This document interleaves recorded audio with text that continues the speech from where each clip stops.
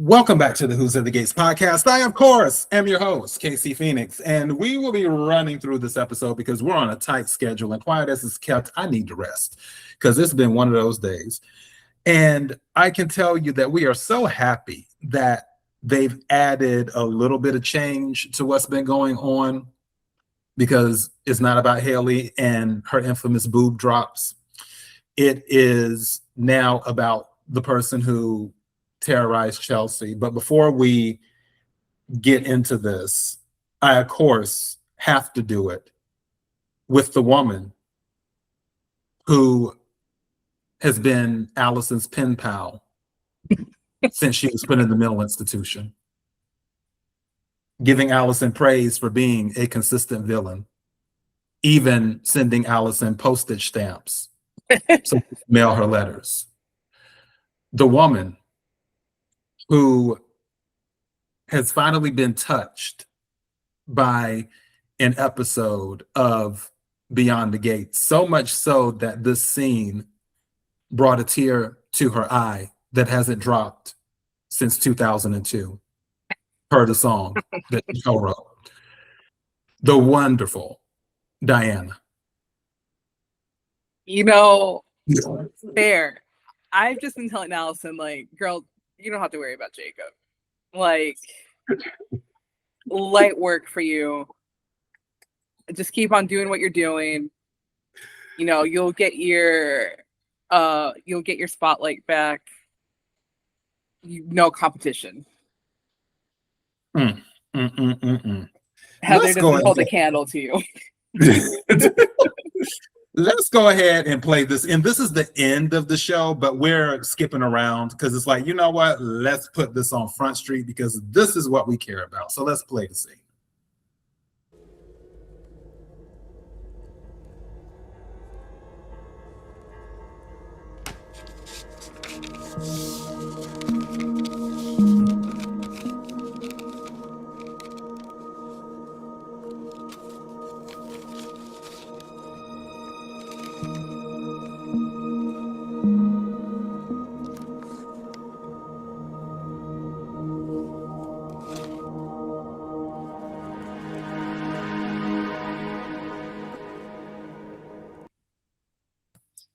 I don't know what gloss this is, but whatever nail salon they have in that mental institution, that gloss looks great.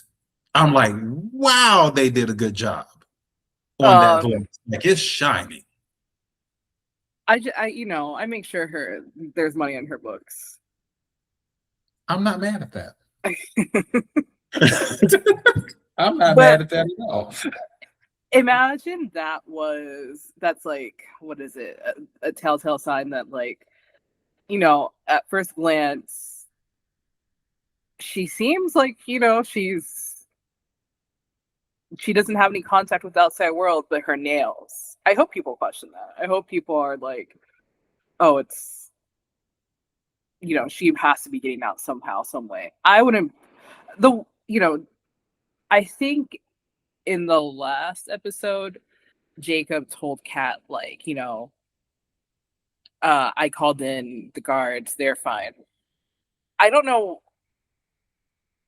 why he has such faith and couldn't go see himself or whatever, but, you know, I got to thinking in this episode, oh, what if she has to deal with them? What if she manipulated them? What if, you know, they're the ones that are letting her out and do all sorts of things? Yeah, well, low key, what I was hoping for was one of two things during this episode. I was hoping that when Kat is like, you don't have anything to worry about, Jacob has said that Allison is locked up under key, so on and so forth. I was so hoping that either Allison herself would show up in front of Chelsea and just be like, hi, how have you been, wife? Or whatever. Or for someone else to show up in front of Chelsea on Allison's behalf with like a tablet, like an iPad or something, and been like, oh my God, Chelsea. And, you know, like basically acting like she was a fan of Chelsea. And then of course, Chelsea wanting to take a picture, whatever, and then the person turns the iPad around, and then it's Allison on video, and it's like she wanted to say hello to you, and then Allison's like, "Hey, babe." I would have wanted something like that, one of the two, because anything that shatters Chelsea's sense of security, which is already on rocky ground anyway. But definitely if Allison would just pop out randomly, or if someone would have showed up with Allison on video, like on a video call on a tablet, I would have loved that. But I'm not one of the writers on the show. So unfortunately, Gators, we'll have to take what we got. And this I'm gonna be hopeful for this one. I'm gonna be hopeful that there's something that we're not seeing, because obviously she's getting her nails done, that she's gonna make an appearance soon, and it's gonna be something that we don't expect. Yeah, that's what I'm hoping for. Maybe one night Chelsea's getting into bed and she's thinking that Madison's already asleep or something, and then she gets into bed and doesn't pay attention, and Allison turns around or something like that. Yeah, I still think she's behind the lawsuit. I still think she's behind Madison's lawsuit. That's my theory.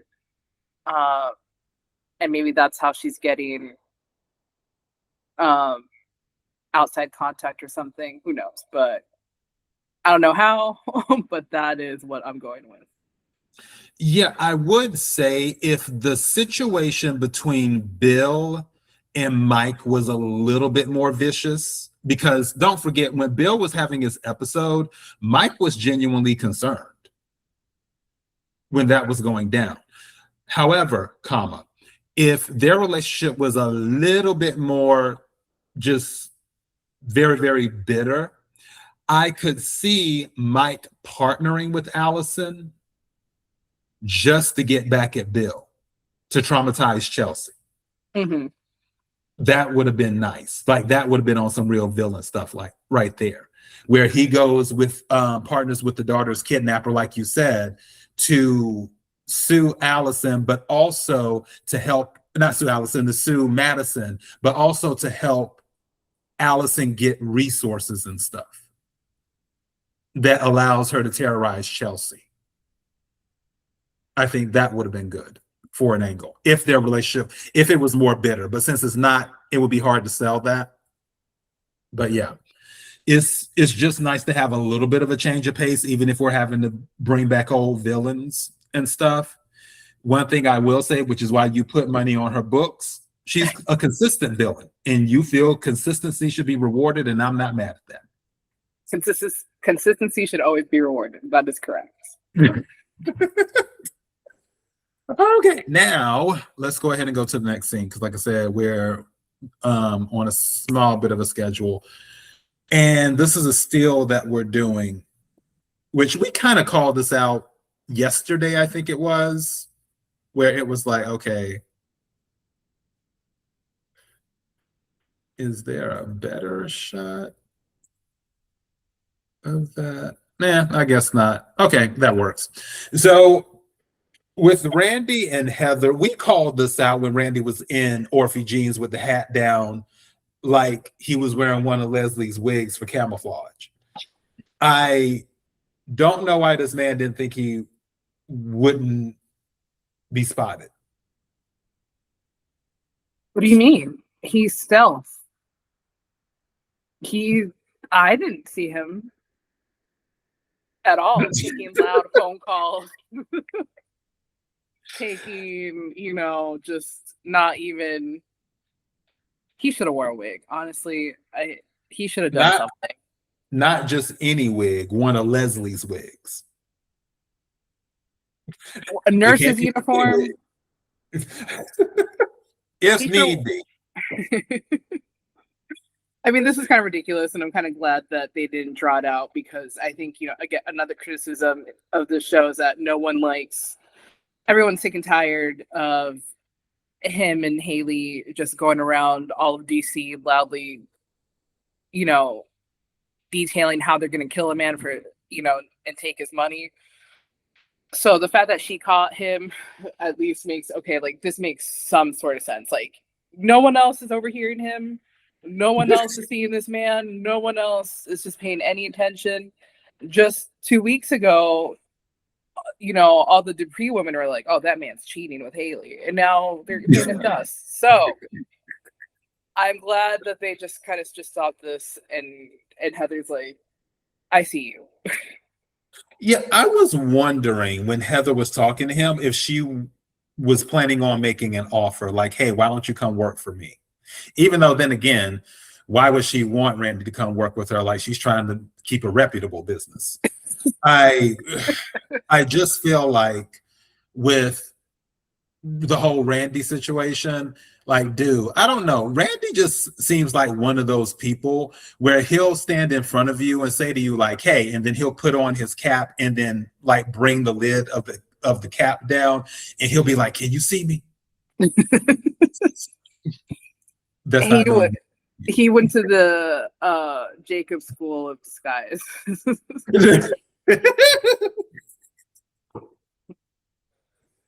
Oh, his school of disguise with a 0 graduation rate. I tell you.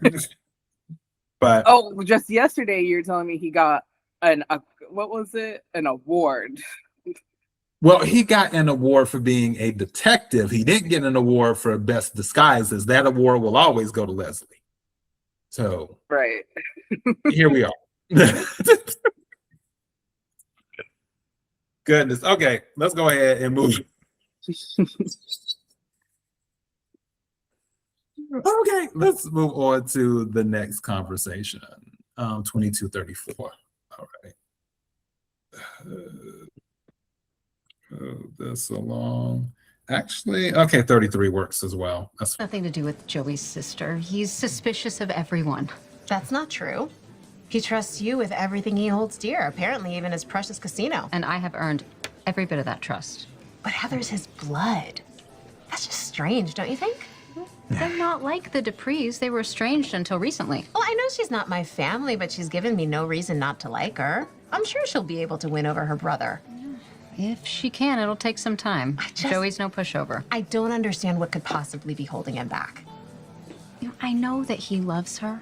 I can see that clear as day, but still, he's got these walls up.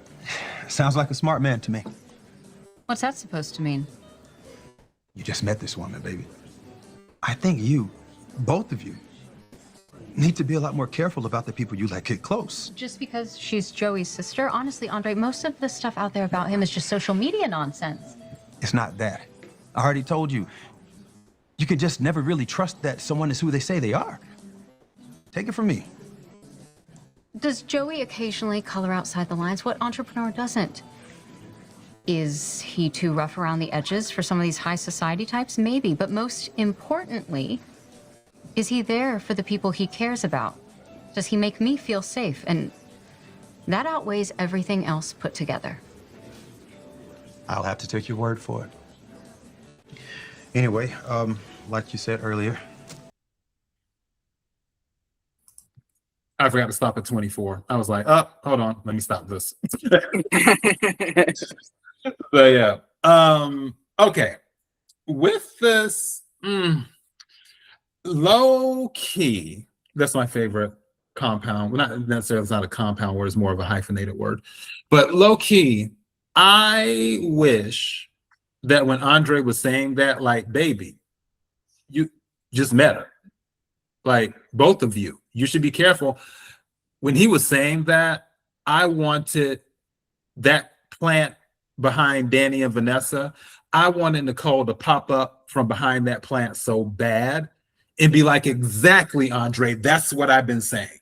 And then have a seat down at the table, and then they tag team Dani and Vanessa explaining why they shouldn't trust this woman yet. You don't even know her. Joey's known her all his life. Because Nicole just told Vanessa this in the same place. So why are we having to have this conversation again? Like, Vanessa doesn't want to hear it. And that's the problem. But Dani's guilt has her distracted where she's not even hearing that. She's hearing, oh my God, he might know about me and Bill. Okay, that's a hell of a jump, Dani, but a guilty conscience will make you think about crazy things. Dani, you got it. Yeah, I think what struck me most about this scene is that Andre said, Joey's a smart man. Maybe you should listen to him. And then Vanessa lays out a whole research paper about why Joey is a good man. Okay, he is not the topic of conversation here. It's Heather. Andre didn't even say anything about what's his face. It was all about Heather. And it's just like, if if Joey's saying something, why are you not listening to him? For all the reasons, it's like, well, he doesn't trust people easily and all this and all that. So it's like, yes. So why do you not listen to him? I don't know. It was just mind boggling to me that he was like, just be careful of her. And she's instantly like, oh, it's because it's his sister. It's like the old, like, Joey himself doesn't care for his sister. Like, he's also like, I don't know about this. Like, are you like, what are we doing here? Like, it's just like, oh, because she's an Armstrong. The Armstrong family didn't even want her. So, like, let's relax. No one's attacking Joey. Well, that's the whole thing when you're saying the Armstrong family didn't even want her. Joey even admitted that his father didn't want her in that particular life. He wanted her to get married and so on and so forth. But he also admitted that she went off and did her own thing and started her own business, empire, whatever you want to call it, to do that. So if Joey knows that Heather is ambitious enough to do all of this stuff, he knows enough about Heather to know where it's like, hey, okay, maybe I don't need to let her get close just yet because Heather's very ambitious. Heather does what she has to do to accomplish her goals. And if that means she might have to do something wrong or hurt somebody, that's what she'll do. He's trying to, somewhat poorly, shield Vanessa from that. But he is, and that's kind of him and Andre are basically living the same life, right? Like, everyone can just out Heather right now, but for whatever reason, it's a lot easier to keep that secret. So now not only is Dani in danger and Vanessa's in danger, but just everyone's in danger. In Vanessa's case, I feel like even if you did say, oh, well, she's a murderer, she'd be like, well, I mean, can anyone be really faulted for their sins? Vanessa's so delusional that she'd be like, well, what is murder, really? Well, okay. I will say that it's the same thing that we said about Dani before with Bill, because remember when they were having the little thing and it's like, oh, Dani will be in the same place having dinner, lunch, whatever. Like, oh, we'll be here to catch you if you fall. And I'm like, why are we catching Dani if she falls? I have that same energy about Vanessa. It's like, okay, well, Joey warned you. Let the fire burn you then. And when Heather does you dirty, you're going to be looking like who did it and why. I mean, it's going to be the same with Joey. Joey burned her too. Like, I'm waiting for her rude awakening. Said that from day one, or at least since she's, been together with Joey. I'm waiting for her to eat her words and to question everything she's done with that man. Yeah, that will be a dark night of the soul because she's had some great times with Joey and she genuinely loves Joey. But when she finds out that Joey is the reason why Doug is dead, that will really make you think. That's a mind trip right there. How do you reconcile falling in love with the man who did away with your husband? It's not even that, but lied to her about it. Because I think that's been what her thing, right? She doesn't want to be lied to, or is that Nicole's thing? One of them doesn't want to be lied to. Both of them. Yeah, that's both of them. Nicole Nicole's thing isn't necessarily not being lied to. Her biggest thing is being the last to know. Mm-hmm. And that's her pet peeve with the entire family. She's like, why does everybody treat me like I can't handle information? Why am I always the last to know? That's what pissed her off. So, yeah. Let's see. What's the next scene? Oh, after school special. All right. Here we go. After school special. 2610. All right. 9 works too. This is incredible. I love it. I'm glad. I mean, I love it. I heard you, baby. No, you didn't, because I didn't say it right.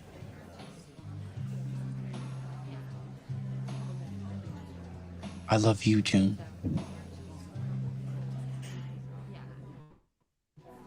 Come here. Come here, baby. I'm gonna be in. Oh, what's this?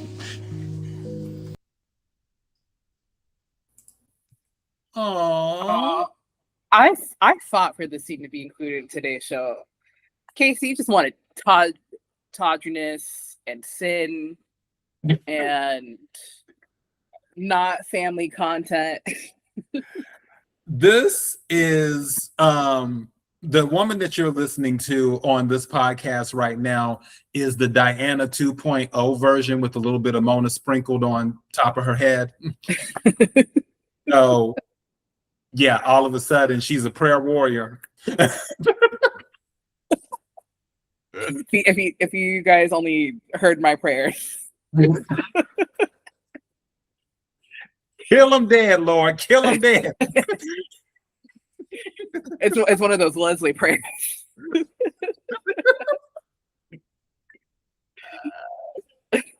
Oh goodness. Yeah, that's definitely true. All right. But yeah, I'm glad you selected the scene. Was I like, oh my God, we have to do the scene with Tyrell and June and Samantha and have a whole family day and all this other stuff? No, I wasn't in that energy, to be completely honest. The only scene I really cared about mostly, or 2 scenes that I cared about mostly, was the Allison scene and the scene of Joey talking to Heather, which I think that's the next one we're going to. But first, let's talk this out right quick. You also wanted the scene of their parents zipping up their pants in the living room, being like, "Thank God those kids are almost leaving." Funny. Because my thing was, they were gone because they were like, "Oh, the kids are gone," and I'm like, "Okay." So then they run off, and then like less than 5 minutes goes by, and then they're coming out the room zipping up, and I'm just like, "Okay, wait a second, what happened?" Because it seems like nothing happened. But also because Martin was picking with Smitty, because when Tyrell said something about showing the picture and everything that Juna gave him, Smitty's like, someone sounds not Smitty, Martin, yeah, Smitty was like, somebody sounds happier or happy or whatever. And then Martin's like, he's not the only one. Just joking. I'm like, oh, okay, wow, we just gonna broadcast it in front of the kids. But then again, Tyrell's 18 now, and Samantha's about to be a senior, so that's fine, I guess. But oh, sorry, I cut you off. No, I was just gonna say, but then we were looking at our time constraints and stuff for what footage we could use and couldn't use, and then we had to cut some stuff, and that was one of the scenes that got cut because Diana acts like she's never seen tawdry scenes before. Like, ma'am, you've seen Basic Instinct. So there. I haven't actually. Wait, huh? Basic Instinct. One Erotic, of the greatest crime noir movies of all time with Sharon Stone and Michael Douglas. You're saying you haven't seen that? I haven't. I haven't even seen Titanic. You going to hell. You going straight to hell. God is going to condemn you to hell for multiple offenses involving movies not seen. I need to start a list with you. Honestly, I have a list of like other recommendations. I need a KC list. Just Yeah, because if you haven't seen the Titanic, which quiet as it's kept, you could probably go without seeing the Titanic. But definitely Basic Instinct, that, oh, if you want to talk about a psychological thriller, what I love about Catherine Trammell, her character, is she loved, like, you know how Heather plays games? Heather just plays silly kid games. Catherine Trammell will play mind games with you, where she will have conversations with you specifically to get a certain type of reaction out of you. And based off of your reaction, will determine what she does next. And it is probably one of the most underrated Sharon Stone performances of all time. People people don't give her due because there is a lot of tawdriness involved and a lot of taboo stuff that happens in the movie. But acting wise, in her delivery, I can't see anybody else playing her role. I feel like only Sharon Stone could have done that role. You put that on your list of movies to watch within the next 30 days. 30 days. Okay. I'll do it. I'll do it. Maybe this Friday. Maybe I'll have time. Yeah, trust me. I have to give you access to my movie collection. Tell everyone how many movies you have.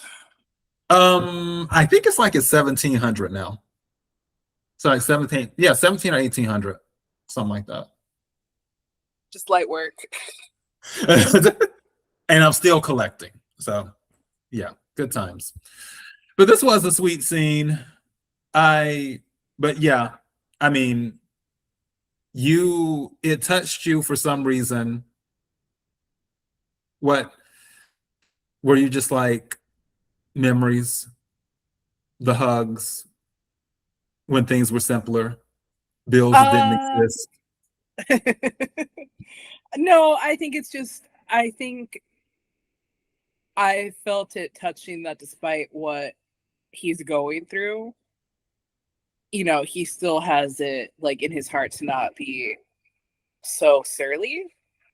Because it just, since his character has been introduced, it's like he has a chip on his shoulder. And I don't blame him for having that because of his circumstances and everything. I think I'm just happy that throughout all this, his breakup, his parents not really understanding where he's coming from, feeling the world is against him. He found it, he realized like, okay, this is important.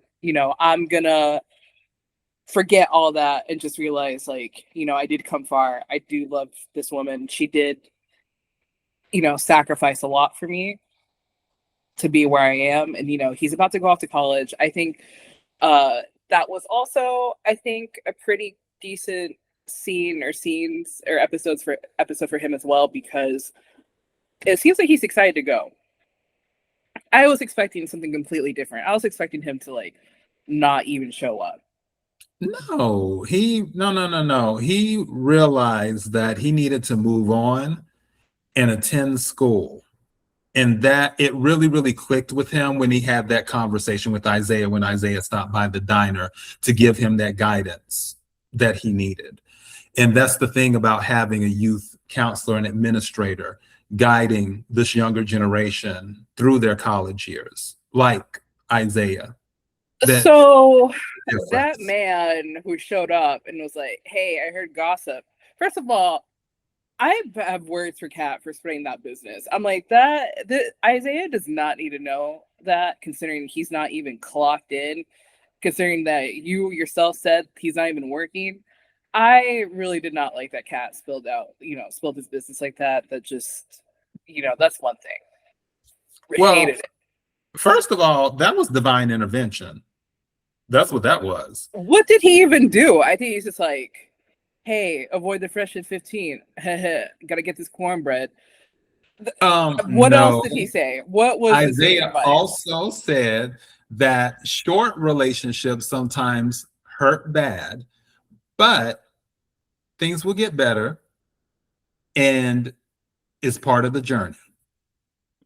And when he said that, it clicked. That light bulb appeared over Tyrell's head. And it was like, oh, wow. Okay, I will get over Jessica. If it wasn't for Isaiah, I'd still be here crying. Did we watch the same episode? Yeah, that's what I got from it. This is like that Sailor Moon meme where Tuxedo Mask or whatever his name is, like, he's like, I'm here, I saved the day. And Sailor Moon's like, but what did he do? And he's like, well, my job is done. And he just leaves. Like, what did he do? He was already in a good place by virtue of him being here and like having a decent conversation with June. Isaiah did nothing. Was that a nice sentiment? Sure. But did Tyrell need that? No.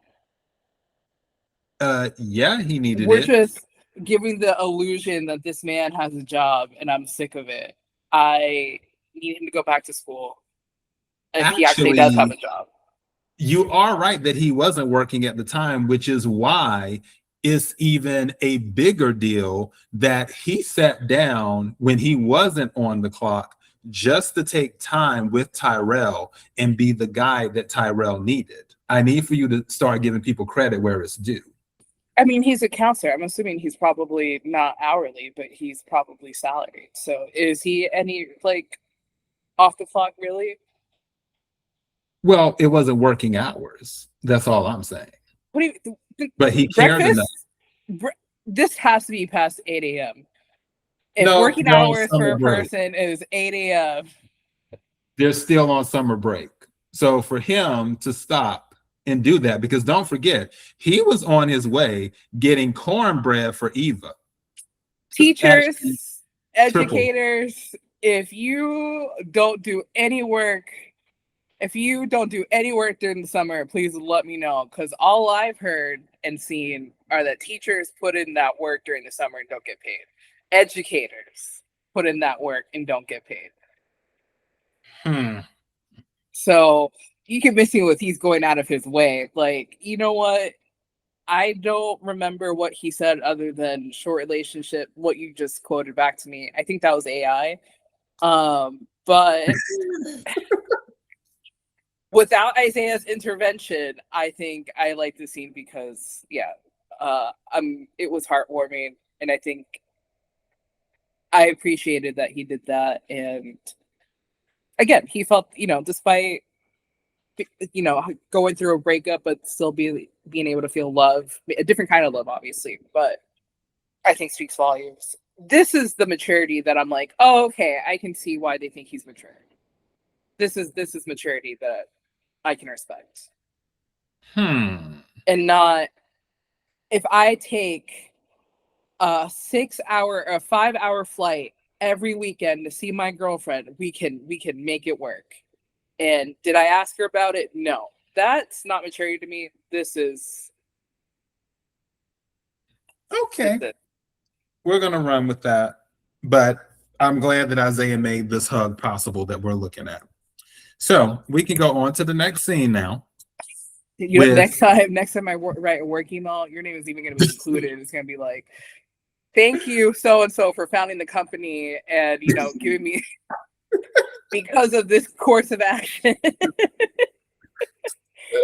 I'm able to close out this ticket. Heather and Joey, our final scene. Let's go ahead and pull this one on up, 29:44. We're jumping sort of in the middle of it because it was really long. But we can make it work. All right, here we go. Brother who doesn't seem to like me very much. Oh, I like you fine. I even love you on occasion. I just don't trust you. I get it. Our trust has to be earned. And I'm willing to put in the time to earn yours. Then cut the BS. I don't buy for a second that you're still here because you wanted to spend more time with me after you shut down your plasma ring. Okay, well, cards on the table. See what I did there? Cards, table. There's a guy that I like, and he lives in the area, and I wouldn't mind rekindling things with him. So you want me to believe that you haven't gone back to London because you want to hook up with an old flame? Well, when you find a guy that's good in bed, you don't want to let him go. Oh, review like that, I should get him on the payroll at Heart Attach. No, he's not for hire. Not yet. All right, go ahead. Scratch that itch. But right after, you need to be on the first plane back to Heathrow. Oh, yes, Daddy. I'm serious.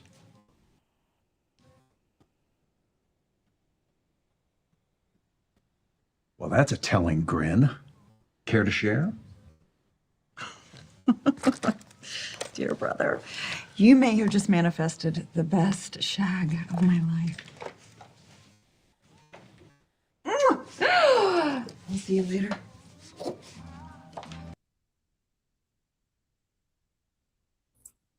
Love it. I love the back and forth with the two of them. And I told you, Heather has grown on me. At first, I was kind of like, the love goddess, eh. For those who know what movie that's from, put it in the comments. But now I'm like, okay, I like her. She's fun. I can see where she brings something different to the show. And hopefully she'll be on a little bit longer because she has to get caught. Somebody will catch her. It won't be Jacob, but someone will catch her. And then she keeps Joey on his toes too. And I enjoy that. But the whole thing with Andre, I don't know. I guess Andre is like, hey, we need to meet. And now he's going to be like, okay, I can't do it. Whatever she wants him to do, which is still kind of a mystery. But yeah, the heart attached comment and her comment about him in bed, that was the other thing. That's why I'm like, okay, Dani, why are you still even dealing with Bill when it's clear that Andre checks a lot of boxes and bed is one of them? So why are we here? Because now this hussy is after your man. But these are minor details. Dani, you got it. Yeah, I don't know if I really cared for this scene. I'm just like, why is he so interested in her love life and her sex life? So, you know, I'm like, ew, that's your sister. And ew, that's your brother. I don't know. When it's like, I get it. They're both adults, both criminals. So maybe these things don't really matter. But I was like, okay, great. I don't know. It's like this back and forth. I don't know. I think what bothers me is that he knows something is up and he's not taking care of it, right? Like, it's like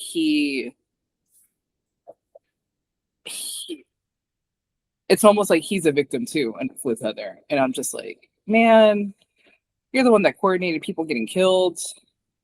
You can't even handle your own sister. I'm just like, whatever. Well, that's because he genuinely loves his sister. He can't treat her like he treats everyone else. Now, is that maybe a flaw of his? Possibly, because if you're in this type of business, no matter who it is, family or not, if they're a threat to the business, you need to handle things.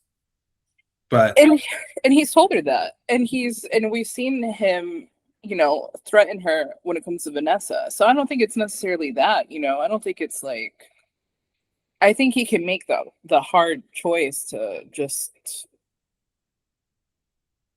you know, end it with her. But I guess he's giving her a lot of leeway, and that's what I don't like. well, again, he needs a reason, because Joey is the one with the conscience. Heather is not.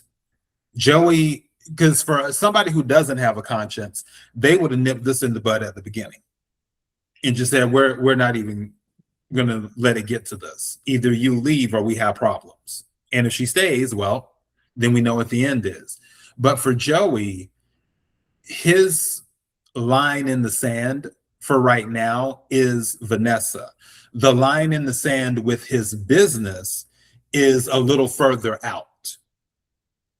So it's like, okay, she hasn't completely affected my business yet. But if she does, where she does something to Smitty that affects Joey's business, because of course, Heather being a sister, Joey knowing the Duprees, they'll connect the dots and blame him whether he had a part of it or not. So it's, again, she hasn't crossed the specific lines yet.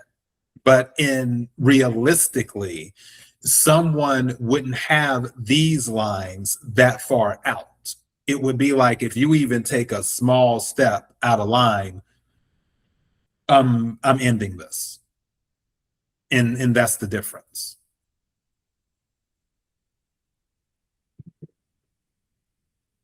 Yeah, I think I'm starting to get sick of this too. And I think it's only because of Andre.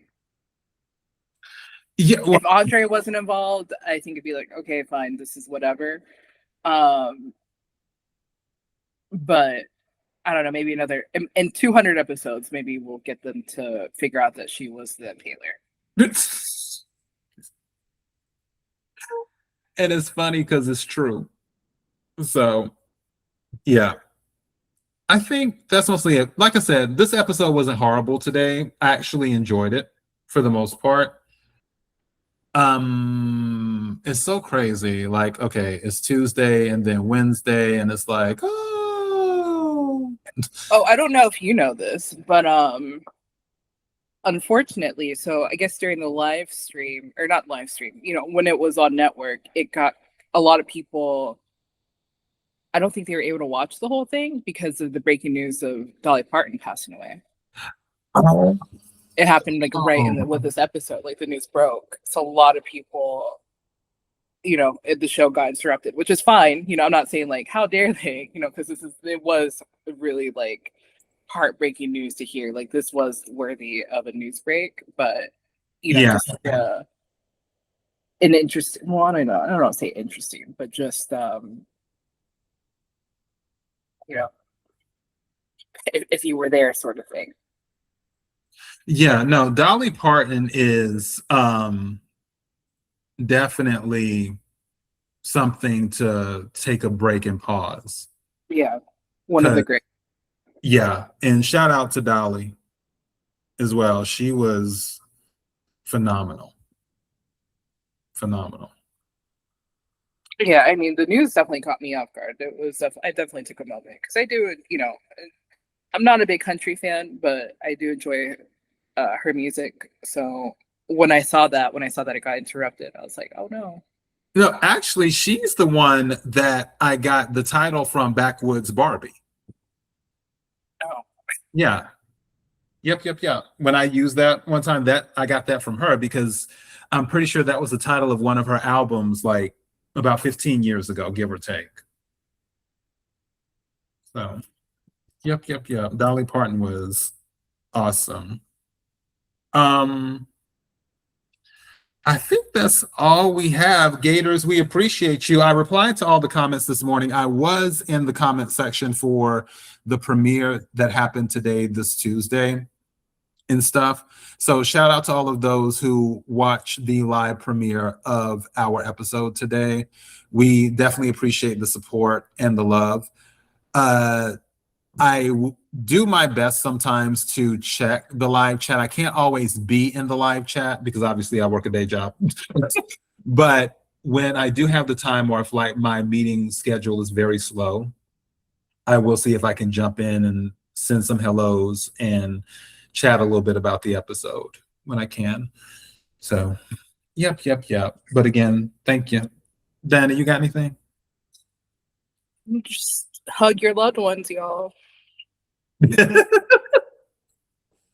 Diana has a softer side going today, and that was because of the Beyond the Gates episode. So if we can say anything, we can say that Beyond the Gates does change lives, and it does help people feel from time to time. I'm teasing Diana. She actually has a big heart. You would like. She comes across like she may not sometimes, but Diana has probably one of the biggest hearts I've ever met. When it comes to you're too nice. I don't want a big heart. I need. But you do. You're such a generous soul.